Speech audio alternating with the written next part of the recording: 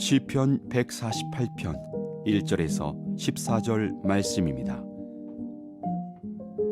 할렐루야.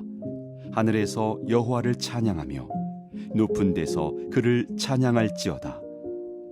그의 모든 천사여 찬양하며 모든 군대여 그를 찬양할지어다. 해와 달아 그를 찬양하며 밝은 별들아 다 그를 찬양할지어다. 하늘의 하늘도 그를 찬양하며 하늘 위에 있는 물들도 그를 찬양할지어다. 그것들이 여호와의 이름을 찬양함은 그가 명령하심으로 지음을 받았음이로다. 그가 또 그것들을 영원히 세우시고 패하지 못할 명령을 정하셨도다. 너희 용들과 바다여 땅에서 여호와를 찬양하라. 불과 우박과 눈과 안개와 그의 말씀을 따르는 광풍이며 산들과 모든 작은 산과 과수와 모든 백향목이며 짐승과 모든 가축과 기는 것과 나는 새며 세상의 왕들과 모든 백성들과 고관들과 땅의 모든 재판관들이며 총각과 처녀와 노인과 아이들아 여호와의 이름을 찬양할지어다. 그의 이름이 홀로 높으시며 그의 영광이 땅과 하늘 위에 뛰어나심이로다. 그가 그의 백성의 뿔을 높이셨으니 그는 모든 성도 곧 그를 가까이 하는 백성 이스라엘 자손의 찬양받을 이시로다. 할렐루야. 아멘. 하나님의 말씀입니다. 하늘과 땅의 모든 것은 여호와를 찬양하라 라는 말씀의 제목으로 시편 148편의 말씀을 나누겠습니다. 오늘 시편에는 찬양하다 라는 단어죠. 할랄이라는 단어인데 이 할랄이라는 히브리어가 무려 12번이나 사용이 되었습니다. 그러면서 시인은 하늘과 땅의 모든 것은 마땅히 다 여호와 하나님을 찬양해야 된다라고 그렇게 명령하고 있습니다. 먼저 1절 말씀인데요. 할렐루야. 하늘에서 여호와를 찬양하며 높은 데서 그를 찬양할지어다. 먼저 시인은 이 하늘에 있는 존재들, 하늘에 있는 모든 창조 세계의 그 피조물들은 마땅히 하나님을 찬양해야 된다라고, 바로 이 하나님을 찬양하기 위한 목적을 위해 지으심을 받았다라고 강조하고 있습니다. 2절의 천군 천사들, 3절의 해와 달과 별들도 하나님을 찬양해야 합니다. 하나님께서는 사실 천사들을 만드실 때 이미 그들에게 찬양의 은사를 주셨습니다. 천사 중에서도 스럽 천사의 같은 경우는 가히 찬양의 천재다라고 말할 정도로 엄청난 수준의, 최고 수준의 음악, 최고 수준의 찬양을 드릴 수 있는 그런 특별한 재능과 능력을 그에게 부여하셨습니다. 만약 이 시대에 작곡가들이나 음악가들이 이 하나님께서 스랍 천사에게 주셨던 찬양의 은사를 받을 수 있다면 한 시대를 풍미하고 또 뒤집어 놓을 수 있는 대단한 예술인이 될 것입니다. 그 정도로 대단한 능력을 천사에게 주셨는데 그 이유는 바로 피조물로서 이 천사도 마땅히 하나님을 높여 찬양하도록 그렇게 만들어진 것입니다. 해와 달과 별들은 어떨까요? 이 모든 것들 또한 하나님이 창조하실 때 사실은 하나님을 찬양하는 일종의 악기들로 그들을 만드신 것입니다. 잘 생각해 보세요. 왜 악기인지. 여러분, 해가 떠오를 때 주변의 구름들 붉은색으로도 바뀌고 석양과 같은 경우는 또 때로는 이 구름과 함께 흰색으로도 파란색으로도 정말 그야말로 형형색색 변화하면서 마음껏 그 하나님의 창조 세계를 뽐내는 것입니다. 그러면서 그것이 praise, 하나님을 칭찬하고 높이고 그리고 존귀케 하는 일이 되는 것이죠. 그래서 이 해도 하나님을 창조하는 피조물의 역할을 감당하는 것입니다.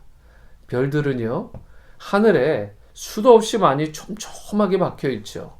시골이나 공기가 더 좋은 깊은 곳에 들어가면 그 별들이 곧 쏟아질 것처럼 파이어워크는 게임도 되지 않은, 비교도 할 수 없이 아름다운 그런 진풍경이 자연 만물 가운데 이 별들을 통해 깃들이게 되는 것입니다. 하늘에 촘촘히 정말 박혀있는 이 별들, 그 아름다운 빛으로 하나님을 찬양할 뿐만 아니라 이 둥근 달도 완전히 풀문으로 또는 하프문으로 또는 이 초승달로 그 모양이 변화하고 색깔이 변화하고 그리고 그 선명함이 변화되면서 구름과 함께 어울리고 또 별빛과 함께 다채롭게 그 빛깔을 뽐내면서 아름다운 모습으로 하나님을, 그 창조세계를 높이며 하나님께 영광을 돌리는 것입니다.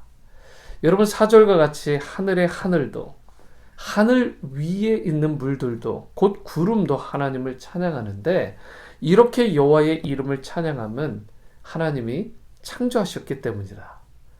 그렇게 5절에 말씀을 합니다. 즉, 이 말은 하나님이 창조하신 모든 만물은 마땅히 여호와 하나님을 찬양해야 된다는 뜻입니다. 피조세계의 만물들의 존재 목적은 곧 하나님을 찬양하고 하나님께 영광 돌리는데 그 존재 목적이 있는 것입니다. 그래서 시인은 하늘뿐 아니라 땅에 있는 피조물들도 마땅히 하나님을 찬양하는 자리에 있어야 된다고 그들을 부르고 있어요. 거대한 바다 동물들도, 파도가 출렁이는 이 바다도, 8절과 같이 불과 우박과 흰 눈과 안개와 광풍과 산들, 그리고 과수와 각종 나무와 꽃들과 짐승과 모든 각축과 기는 것과 하늘을 나는 새까지도 하나님을 찬양해야 되는 것입니다.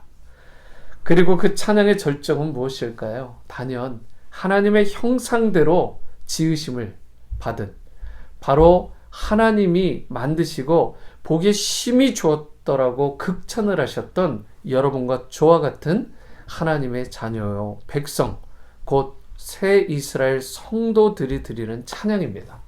그래서 성경은 11절 이하에서 세상의 왕들, 모든 백성, 고관들, 재판장들, 곧 신분지위를 막론하고 또한 남자나 여자나 어린아이나 연세 드신 분들이나 남녀노소 할 것 없이 모두 다 여호와 하나님의 높으심과 그 뛰어나심을 찬양하며 높여야 된다라고 말씀하고 있습니다.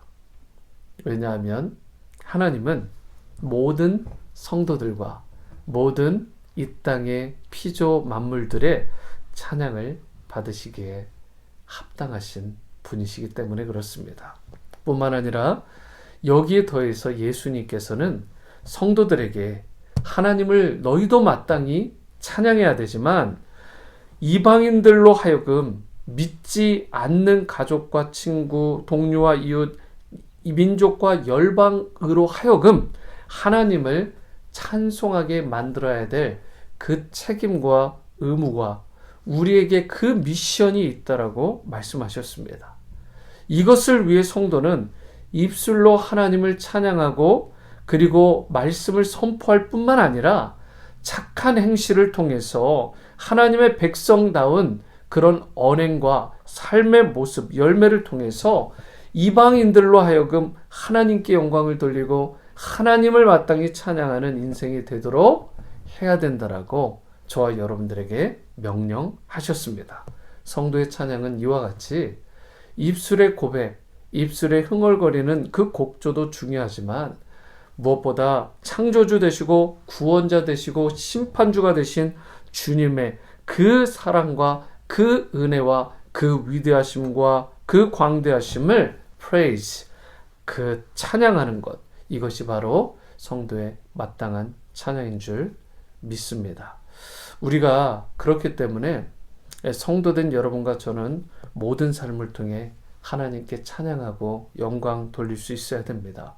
온전한 삶, 거룩한 삶을 통해서 하나님께서 기뻐 받으시는 찬양을 올려드릴 수 있게 되기를 바랍니다.